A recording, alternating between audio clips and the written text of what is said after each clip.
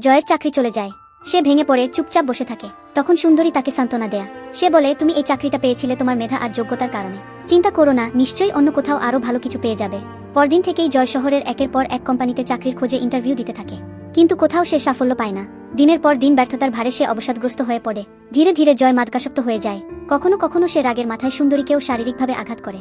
অসহ্য এই পরিস্থিতি থেকে মুক্তি পেতে একদিন সুন্দরী এক জ্যোতিষীর কাছে যায়। জ্যোতিষ কুণ্ডলী দেখে বলে, তোমার আগের জন্মের পাপের ফলেই এই জন্মে মঙ্গলের দোষ পড়েছে। এই দোষের কারণেই তোমার স্বামীর জীবনে এত বিপর্যয় এসেছে।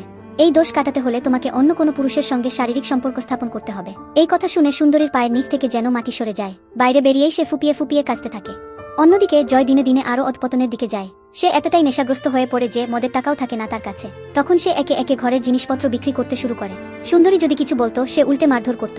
সব দেখে শুনে সুন্দরী সিদ্ধান্ত নেয় নিজেকে আর নয়, সে এখন পরপুরুষের সঙ্গে আইপিএল ম্যাচ খেলবে এবং নিজেদেরকে এই পরিস্থিতি থেকে বের করবে। সে নিজের শরীরকে পণ্য করে তোলার জন্য কিছু টাকা নিয়ে একটি উগ্র পোশাক কেনে। তারপর সেই পোশাক পরে বেরিয়ে পড়ে রাস্তায় একজন পুরুষের খোঁজে।